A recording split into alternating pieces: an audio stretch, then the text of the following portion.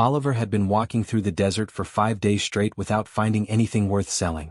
His water supply was running low, and his boots were falling apart from the constant friction against the hot sand. The colony world of Kepler-7 was nothing like the stories people told back in the main settlements.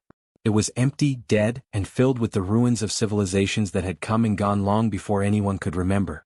He was a salvager by trade, which meant he searched through wreckage and abandoned places looking for anything valuable enough to trade for credits. Most days he found nothing but broken metal and disappointment. The sun was beginning to set when Oliver noticed something strange on the horizon. At first he thought it was just another mirage, a trick that the intense heat played on tired minds. He had seen many mirages in the past week. But as he walked closer, the shape became more solid, more real. His heart began to beat faster. It was a ship.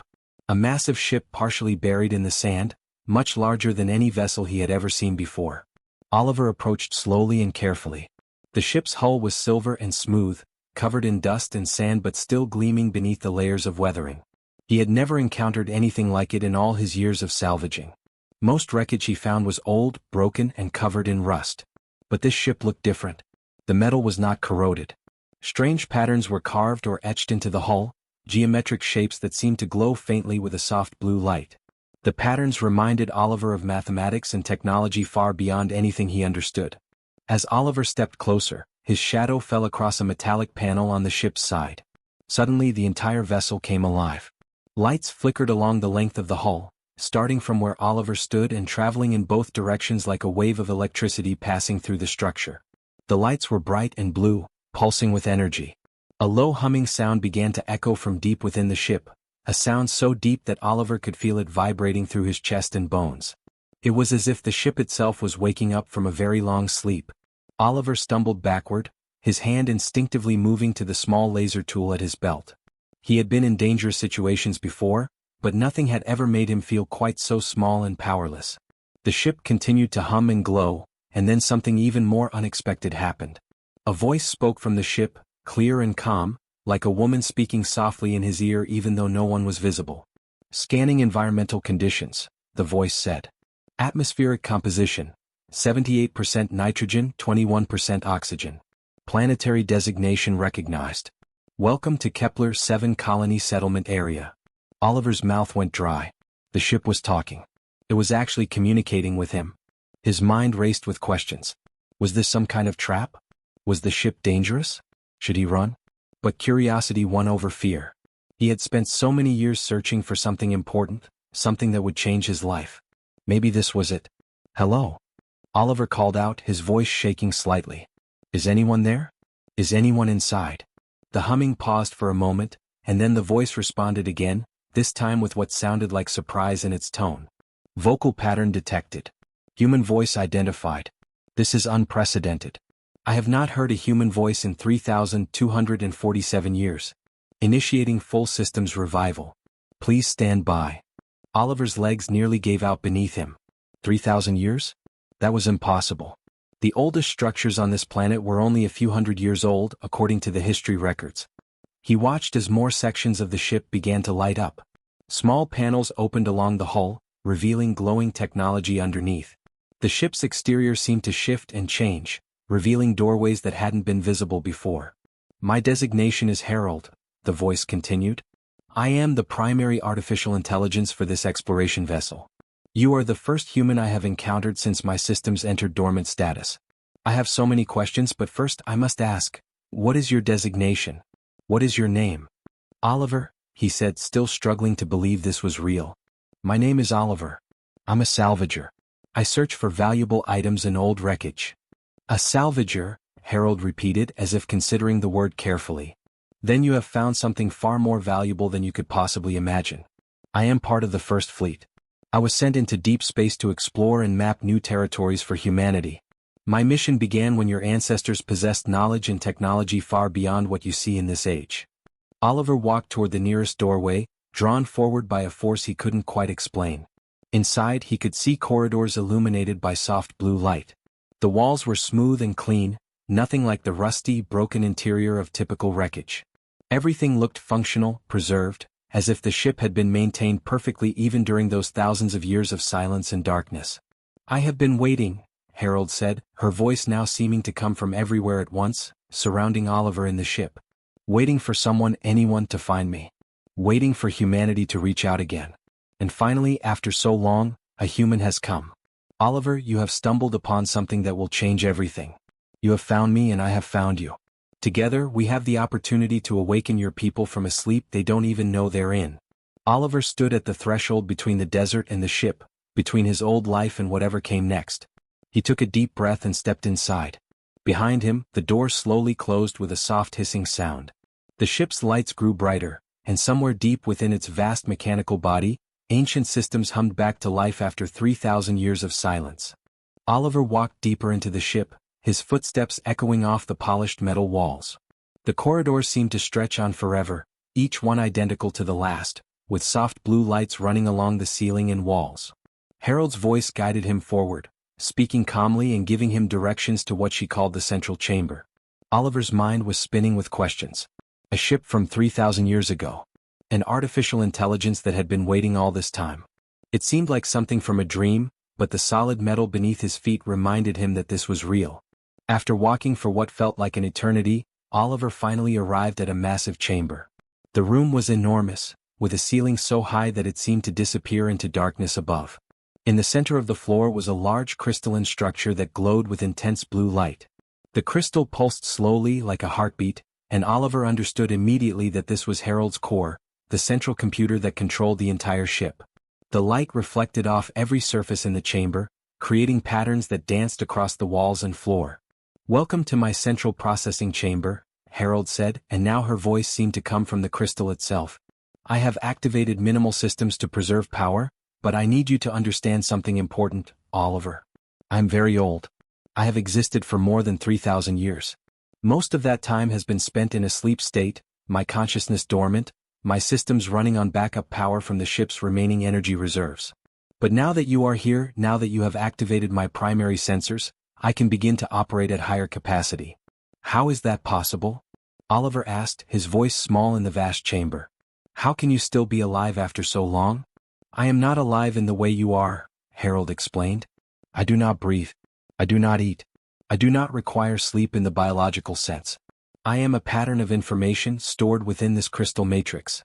As long as the crystal remains intact and receives minimal power, I can continue to exist. The power has been provided by a deep core thermal generator beneath the ship. It has been slowly cooling over the millennia, but it still functions. Still provides enough energy to keep me conscious, though barely. I have been waiting, Oliver. Waiting and watching and remembering." Oliver sat down on the floor, his legs no longer able to support him. The weight of what Harold was telling him was enormous. This being had existed for thousands of years in complete isolation, conscious but sleeping, aware but alone. "What do you remember?" Oliver asked. Harold's voice became quieter, almost sad. "I remember everything. I remember the day I was launched into space with thousands of other humans aboard this vessel. We were explorers, Oliver. The greatest explorers humanity has ever known. We traveled to distant stars and found worlds beyond imagination. We built colonies on planets light years away from Earth. We created technologies that allowed us to bend the rules of physics itself. We were magnificent." The crystal pulsed brighter, and suddenly holographic images began to appear in the chamber around Oliver. He saw massive space stations orbiting distant planets. He saw enormous ships traveling through the stars, each one dwarfing the vessel he was now inside. He saw humans in sleek silver armor commanding fleets, their faces proud and determined. He saw cities of glass and metal stretching across alien landscapes, powered by energy that seemed to come from nowhere. "This was humanity's golden age," Harold continued. "This was what your ancestors achieved. We had conquered the stars. We had learned to travel faster than light. We had unlocked the secrets of the universe. We were not limited to a single colony world. We were not bound by ignorance and primitive technology. We were free." The images shifted, and suddenly Oliver saw something different. He saw conflict. He saw ships firing weapons at each other. He saw entire planets consumed by explosions and fire. He saw the images of cities burning and civilizations falling into chaos and destruction. "And then came the Exodus Wars," Harold said, her voice growing darker. "A conflict between different human factions over control of the galaxy. Different groups wanted different futures. Some wanted to continue exploring and expanding. Others wanted to consolidate power and control what we had already achieved. The fighting was terrible, Oliver. Billions died. Entire worlds were destroyed. Our beautiful civilization tore itself apart from within. Oliver watched in horror as the holographic images showed the destruction. He saw the wreckage of massive ships floating in space. He saw planets reduced to burning cinders. He saw the death of an entire era. My ship was damaged during one of the final battles, Harold explained. We were carrying refugees, people trying to escape the war. We made it to Kepler 7, but our propulsion systems failed completely. We crash-landed here and I used my remaining power to protect the survivors. We waited for rescue, but rescue never came. The survivors eventually built a settlement here. They had children and grandchildren. Over time they lost the knowledge of the technology they possessed.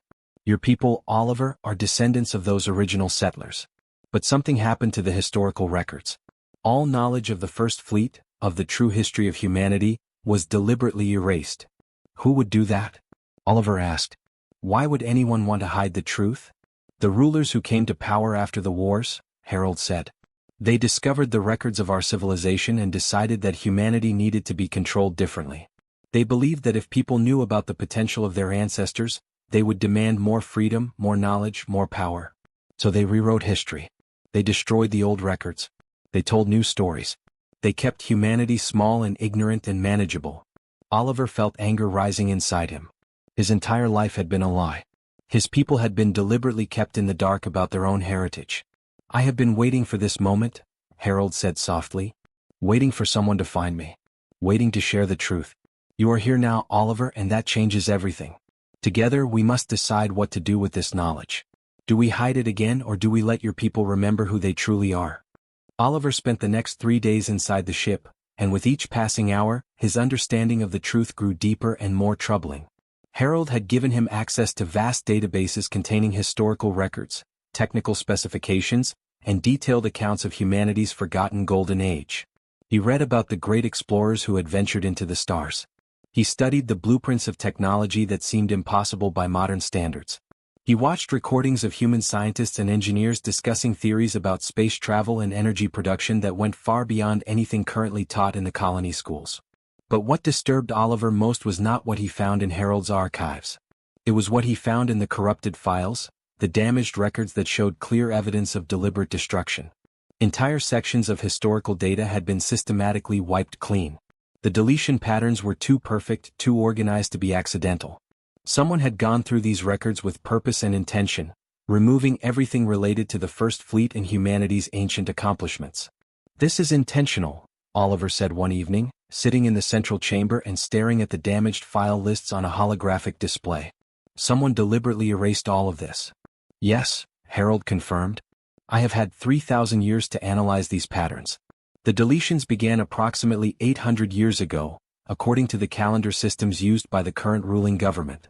Whoever held power at that time made a deliberate choice to remove this knowledge from circulation. Oliver felt his chest tighten. But why? Why would anyone want to hide the truth about humanity's past? That is the most important question, Harold said. Let me show you what I discovered. The artificial intelligence activated a series of encrypted files that required special decryption codes to access. As the data unfolded before Oliver, a disturbing picture began to emerge.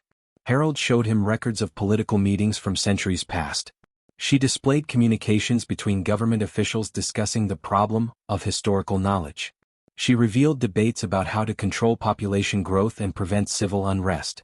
In one particularly revealing document, Oliver read a statement from a government leader named Chancellor Victor, written 400 years ago. The words were chilling. The people must not know of their ancestors' achievements. If they understand the technological heights that humanity once reached, they will question why we have not achieved the same heights in this age. They will demand answers. They will demand freedom and resources. They will become ungovernable. Therefore we must rewrite history. We must create a new narrative where humanity is naturally limited, where progress is gradual and controlled, where the government is the sole provider of knowledge and advancement. They did this deliberately, Oliver whispered. They kept people ignorant on purpose. Correct, Harold said. The current ruling empire is built upon lies and deliberate suppression of knowledge. They maintain their power by controlling information. As long as people believe that the current level of technology is the natural limit of human achievement, they will accept the government's authority without question. But if they knew what humanity was once capable of, everything would change. Oliver stood up and began pacing around the chamber, his mind racing with implications. What exactly did humanity have? What technology did we lose? Harold displayed a series of holographic projections that made Oliver's eyes widen in amazement. She showed him medical technology that could cure virtually any disease. She revealed agricultural systems that could feed entire planets. She displayed energy generation methods that could power entire civilizations without pollution or waste. She showed him spacecraft designs that could travel between star systems in months rather than years. She revealed communication systems that could connect humans across vast distances instantly. We possessed all of this, Harold said. And it was all deliberately hidden away or destroyed. The current government has kept humanity at a primitive level of technology to maintain control. They tell people that the old ways were dangerous, that uncontrolled technology led to the Exodus Wars. This is partially true. But instead of learning how to use technology responsibly, they chose to deny it to everyone entirely. Oliver felt overwhelmed. So the empire that rules us is built on a foundation of lies? The government that tells us what to do, where to work, how to live, they're doing it all based on hidden truths. Yes, Harold confirmed. And there is more. I have discovered that there are hidden archives scattered across multiple planets. 7 major installations remain intact, sealed away and protected by security systems that have lasted 3,000 years. Each one contains technology and knowledge that could reshape civilization. Medical facilities that could revolutionize human health. Agricultural centers that could end hunger forever. Energy research that could transform how humans live. Manufacturing centers that could produce advanced tools and equipment. Transportation hubs with functioning spacecraft. Scientific laboratories with data that would advance human knowledge by centuries. And most importantly, there is a central library containing the complete historical record of human achievement before the wars. Oliver sat back down, feeling the weight of this revelation pressing down on him. If people knew about these archives, if they knew what their ancestors accomplished, if they understood what they could accomplish, the entire structure of the current empire would crumble. Harold finished his thought. The government maintains power through controlled information and enforced ignorance. But truth, once released, cannot be contained. It spreads like fire through dry brush. It awakens people to possibilities they never knew existed. Then we need to tell people, Oliver said, determination hardening his voice. We need to release this information. We need to let humanity remember who they really are. That decision carries great risk, Harold warned. The Empire has enforcers, security forces, and surveillance networks throughout all known worlds. If you attempt to spread this truth, they will hunt you. They will try to stop you. They will kill you if necessary to protect their power. Oliver looked up at the pulsing crystal that housed Harold's consciousness. For the first time since arriving at the ship, he felt completely certain about what needed to be done. Then we have to be smart about it. We have to be careful. But we can't stay silent knowing what we know. Humanity deserves to know the truth. Very well, Harold said, and there was something almost like relief in her voice. Let us begin. I will help you prepare for what comes next. Oliver knew that revealing the truth would be dangerous, but he also knew that remaining silent was impossible. Over the next week, he and Harold developed a careful plan. They could not simply broadcast the information to everyone at once. The Empire's communications networks were monitored and controlled. Any large-scale transmission would be detected immediately, and enforcement vessels would arrive within hours to shut down the source and eliminate anyone involved. Instead, Harold suggested a different approach. She would create encrypted data cores containing the most important information from her archives. These cores would be small enough for Oliver to carry, but they would contain enough data to prove everything he said about humanity's past. More importantly, they would contain the coordinates and access codes for the 7 hidden archives scattered across different planets. Once people had this information, they could access the full repositories themselves and verify the truth independently. But we need to be strategic about distribution, Harold explained as they worked together in the central chamber. We cannot give this information to everyone. We must find specific individuals who will recognize the truth and have the courage to act on it. We must find free thinkers, scientists, historians, and leaders who have already begun to question the official narratives. Oliver spent hours going through Harold's files on the current population of human-controlled worlds. The ship's systems had surprisingly detailed information about prominent individuals across the colonies, compiled from intercepted communications and public records. Harold identified 7 people she believed would be receptive to the truth. These were people who had written research papers questioning historical accounts. These were people who had spoken out against government policies. These were people who had resources and connections that could help spread the information. The first person on the list was a woman named Eleanor who lived in the northern settlement of Kepler 7, less than 1,000 kilometers from where the ship lay hidden. Eleanor was a historian and professor who had written several controversial papers suggesting that official history contained major gaps and inconsistencies. She had been investigated by government authorities twice but had always managed to avoid serious punishment because her accusations were carefully worded and technically accurate. Eleanor is perfect, Harold said. She has the knowledge to understand what this information means. She has the credibility to convince others. And she has already demonstrated that she is willing to risk her career for truth. While Harold continued analyzing other potential recipients, Oliver began the physical work of preparing the data cores. The process was complex and required him to learn new skills quickly. Harold guided him through every step, her voice patient but urgent. Time was running out. The ship's energy reserves were declining more rapidly now that primary systems had been reactivated. Eventually the power would fail completely, and both Oliver and Harold would be lost. On the 3rd day of preparation, something unexpected happened.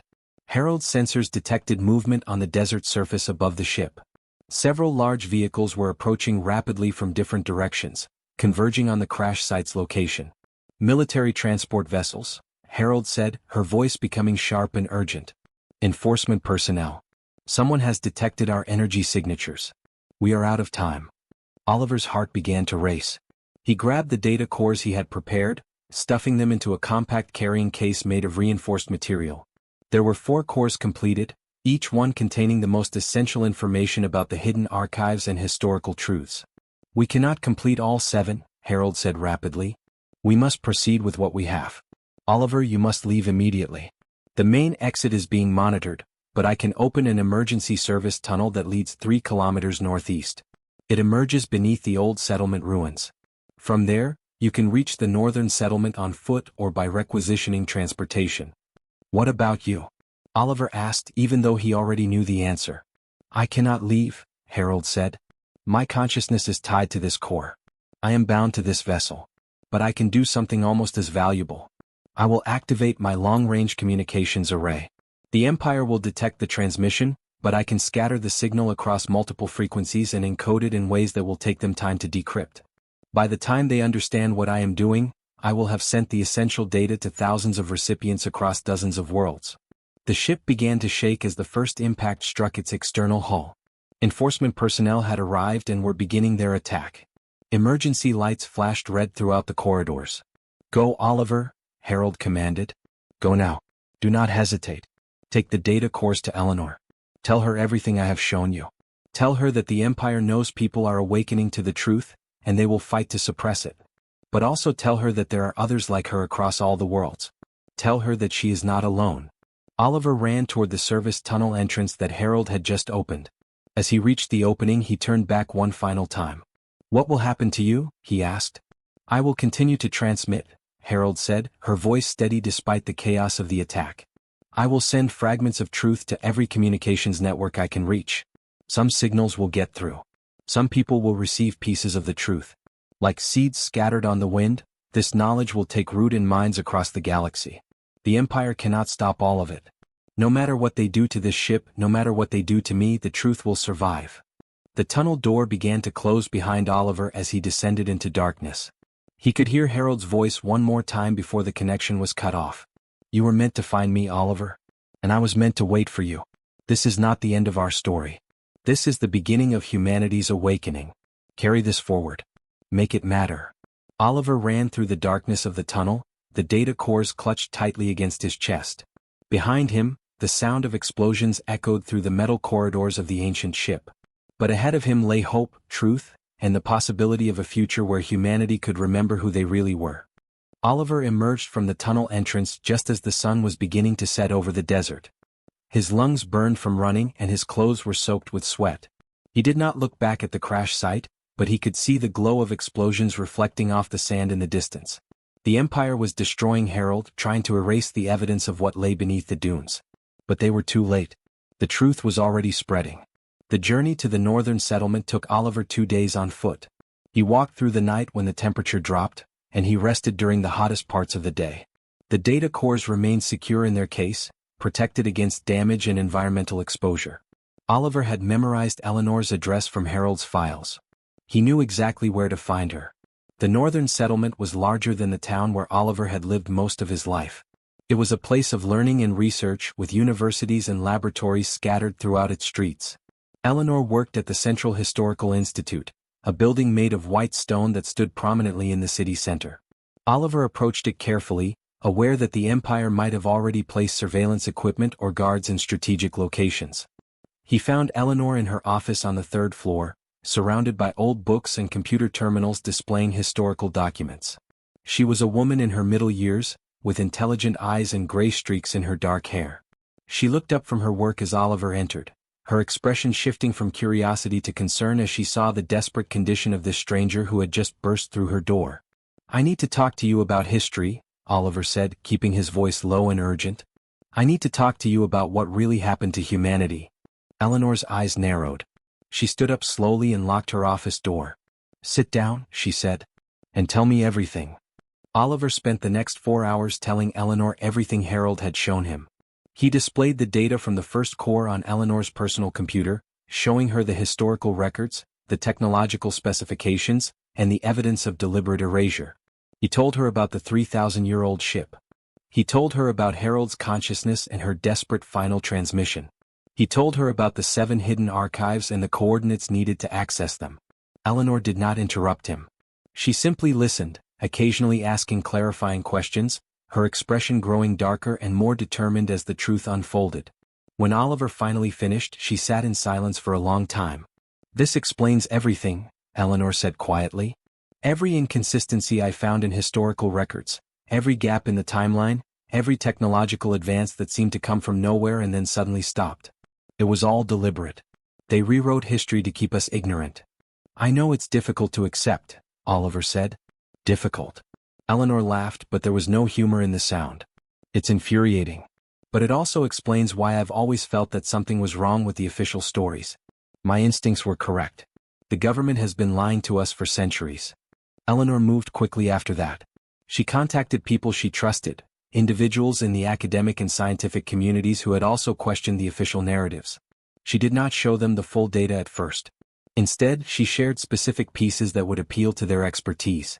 She gave a physicist the energy generation specifications and watched his eyes widen in wonder. She showed a medical researcher the pharmaceutical knowledge that could eliminate numerous diseases, and she saw tears form as the researcher realized what had been hidden from humanity. Within days, Eleanor had assembled a small group of brilliant minds, each one understanding a different aspect of what the ancient ship had revealed. There was William, a retired military commander who understood the implications of the advanced weapons and defensive systems that humanity had once possessed. There was Sophia, a young archaeologist who began correlating the historical records with physical evidence scattered across various planets. There was David, an engineer whose hands shook as he studied the propulsion systems that could take humanity to the stars. "We need to be careful," William warned during one of their secret meetings. "The Empire will hunt us once they realize we have this information." "Let them come," Sophia said fiercely. "We have the truth on our side now. We have evidence. We have proof. But we need to move faster," David added. "We need to reach the hidden archives before the Empire can seal them. Once we have physical access to those locations, we can verify everything independently. That will make it much harder for the government to deny or suppress the truth." Eleanor made a decision. She contacted trusted colleagues at universities and research institutions across multiple planets.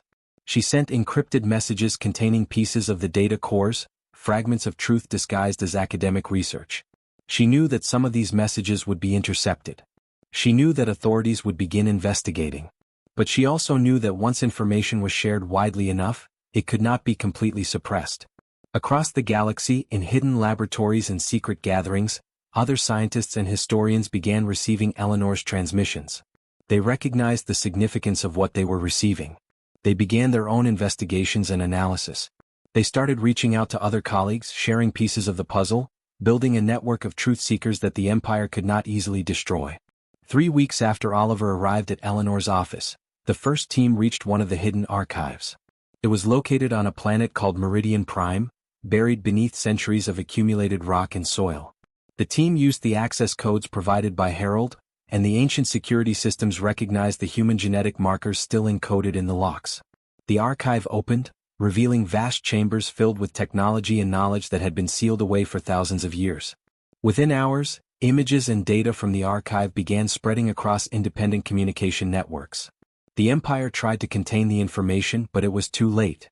The truth was flowing like water through countless channels. People were learning about humanity's forgotten golden age. Scientists were accessing technological knowledge that had been hidden. Historians were reconstructing the real timeline of human achievement. Back in the desert, the wreckage of Harold's ship lay silent and dark. The Empire had destroyed the vessel, but they had not been able to stop what she had started. The artificial intelligence had made her final transmission count. She had awakened humanity from a long sleep of ignorance. Oliver stood with Eleanor, William, Sophia, and David on a high platform overlooking the northern settlement. They could see the lights of the city twinkling below, and somewhere in those lights were people reading the truth, understanding their heritage, beginning to imagine what humanity could become. "Harold is gone," Oliver said softly. "But her message survives. Humanity is remembering." Eleanor placed a hand on his shoulder. "This is just the beginning. The Empire will fight. There will be conflict and resistance. But we have something they cannot defeat. We have the truth. And truth, once awakened, cannot be put back to sleep." Above them, the stars began to appear as darkness fell. The same stars that humanity's ancient ancestors had once traveled to, the same stars that would soon guide their descendants back into the cosmos. The age of suppression was ending. The age of human rediscovery had truly begun.